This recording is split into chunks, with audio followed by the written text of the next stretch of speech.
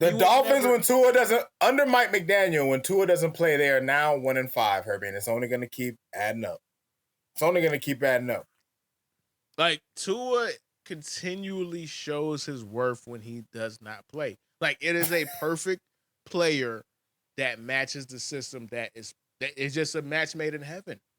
And when you separate that one player from this system, it all falls apart. Like, Completely. That's the thing about Mike McDaniel, where he can't be in these conversations with Sean McVay. And now he can't be in a conversation with Matt LaFleur. Matt LaFleur is dominating with Malik Willis, dog. Malik Willis was an afterthought. Incredible coaching job. He won a game last week. And I kid you not. I've been watching film. I watched a lot of film on this. He won a game last week with 5 running plays, bro. That's it. That's all they did. They ran 5 running plays. And these are not complex, sophisticated running plays. These are running plays that you run in high school, dog. Stretch, sweep, cut back, and that's it. And he won a game going away because he knows how to manage a game. He knows how to, hey, I can't do what I like to do, so I have to build something around the people that I have versus, hey, bro, just throwing people out there and hoping for the best. Like that's what this game was. You can't. It is malpractice to throw Skylar Thompson out there and still run the Tua Tagovailoa offense, dog. You can't do it. Yes. You know what, Herbie? It's funny. We have someone making some comments right now, one of the homies, and he's basically making your point right now. He's basically making your point. The homie Dom, dog. Let's go ahead and see what my boy Dom is, man. Unfortunately, the Mike McDaniels offense requires more between the ears than physical talent, and we have not had a proper backup, which is dumb. 100%. Dude, and you know what? The funny thing was, Herbie, if they were going to sign Tua to a contract, you had to get a viable backup because you know his injury history. That's on the organization. Bruh. Mike McDaniel. Me personally, like, let's focus in on that. Let's focus in on that. Say that again, and we're going to really dive into that conversation again. So say that again for the people in the background. The Dolphins should have thought about making sure that they had a viable backup for a guy like Tua Tagovailoa before giving him $200 million, knowing that the one season that he stayed healthy was an outlier compared to the rest of his history as a player. 100%, bro. So let's go ahead and dive into that conversation, right? And it's crazy that we can even dive into that conversation. Like, we said it on last week's pod, and I'm not trying to be rude. I'm not trying to be mean. We are just all adults. We have to have a serious conversation when it comes to Tua. Tua came into the NFL as a lemon. That's not debatable. That's just an objective truth. He came into the NFL with a reconstructed hip. He came into the NFL with a reconstructed hip, dog. He couldn't survive college, bro. Yes, he played in SEC. Yes, he played in the most physical conference that is the closest to the NFL. But even though it's closest to the NFL, it's still gaps and gaps away from the physicality of the NFL. He's been in the league since 2020. He's only had one healthy season. How you can watch Skylar Thompson in that playoff game against the Bills and say, you know what? Run it back. Ridiculous, Herbie. Run it back. Like, bruh.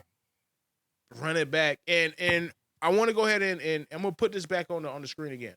So the homie Dom says Mike McDaniel refuses to dumb down his offense, though, unfortunately. How do you feel about that comment, Rod? And what do you have to add? What kind of conversation and context can you add to that?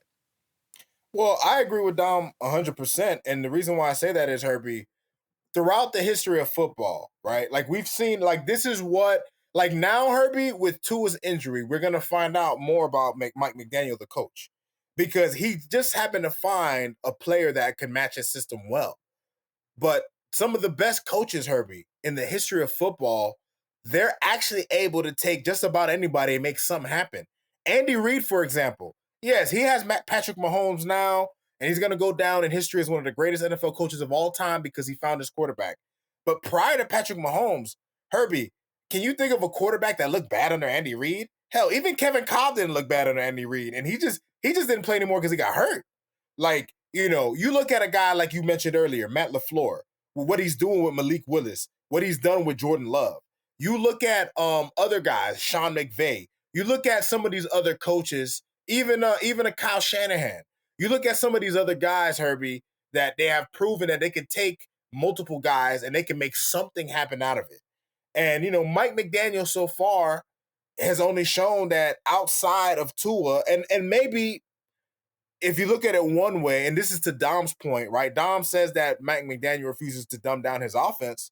And while I agree with that statement, the messed up thing about it is he has tried to dumb it down in the wrong way, which is doing like, bro, we're gonna run like 10 wide receiver screens a game, but it's like you gotta make sure you gotta make the offense fit what Skylar can do well, right? Like the offense is tailored to what Tua does well, which is great because that's what you want your coach to do for your starter. But your starter's not gonna play until week 8 at minimum, maybe even longer. Who knows? Maybe Tua might not even come back. Like his situation, they say he's gonna come back. He says he's gonna come back because I'm sure the doctors may clear him. He'll find a doctor that can clear him, and I'm sure Tua wants to play. Even though me personally, I wouldn't be mad if Brett retired, but I know he wants his money. But Herbie, ultimately, when you look at the situation that the Dolphins have, Mike McDaniel has to learn how to adjust. And you know what? That's one of the problems I've had with Mike McDaniel since his first season. Mike McDaniel is a great game planner. He's an excellent architect in terms of design, and he understands dynamics on how to get receivers open, especially with the speed we have. But ultimately, Herbie, at the end of the day, the best coaches can adapt to whatever they have. And listen, we're not asking for a lot, Herbie. We're not expecting the Dolphins. I think just about anyone who knows football knows the Dolphins season is essentially done because one, the Jets look a lot better. I talked a lot of shit about the Jets, Herbie. I was dead. I could already tell my take is fucked up, and I own it. But the Jets look like they're going to be serious. The Bills are the Bills because they have a star quarterback. So you look at the situation of the Dolphins, and you look at the schedule that we have this season. We're going to be going up against the NFC West. We're going to be going up against teams like the 49ers. And well, the 49ers just blew a crazy lead. So let me not even. Who knows what they're going to be this year? They're looking kind of suspect. But all that aside, man, Mike McDaniel has to be able to dumb down his offense. He has to be able to make his offense more manageable, more digestible for the backup guys because you can tell, Herbie, when Skylar Thompson drops back, like Tim Boyle, they probably had a whole nice script for Tim Boyle that they ran all the plays they knew Tim knew. And then when they ran out, you could tell. You know what I'm saying? And when it came to Skylar, Herbie, it's just you could just tell Skylar a lot of the times just wasn't confident in what he was seeing on the field. There were times he had guys open in tight windows that Tua can see because he is a quick processor.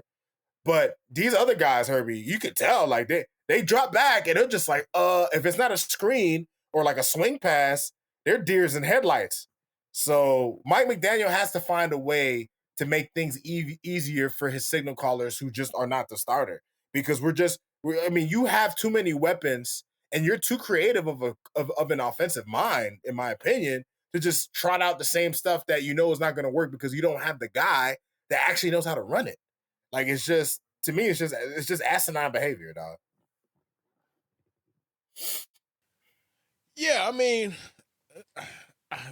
what else can I say but other than I 100% agree, right? And it's funny that we are still having this conversation 3 years into it, right? Because I've been working on behind the scenes. I've been working on the YouTube channel, and you feel me, like stuff like that, for the making clips and stuff.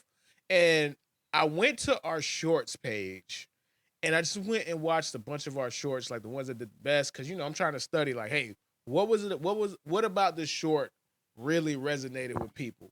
And I just happened to stumble on one that actually did a really good, had a bunch of views, and it was us talking about Mike McDaniels. And the first thing that you said was, and I'm gonna paraphrase, and I'm gonna do my best Rodney impression.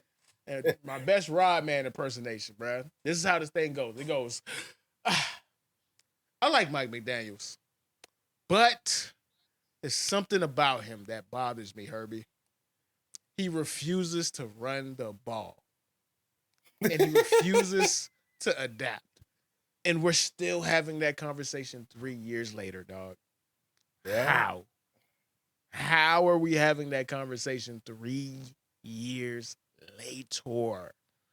And here's the thing, Herbie, with his background being from San Fran, and you have a running back like Devon Achane, and they drafted Jalen Wright. Like, Herbie, you're a guy who should be clever enough. Like, they should just be proud of you. See Skyler in practice. You see what he looks like when the bullets are live. You know, help him out. Run the ball. Like, if we run the ball into the ground, if our offense looks like how we R.I.P. Mercury Morris, by the way. He passed away. I just wanted I didn't want to forget that. I saw that earlier. R.I.P. You know, legendary Dolphin, part of the perfect season team. But, you know, if you have to run him like a Mercury Morris, man, Achan, you know, act like you still have Larry Zonka and shit, do it. Because at the end of the day, Herbie, we're not getting anywhere with Skylar Thompson. And then you could tell, Herbie, that the receivers are just not into it. Like Tyreek and these other guys and Waddle, like their body language when they drop passes, like it's just not good. Like you could tell that they're dejected because they have no confidence in Skylar because Skylar has no confidence in himself.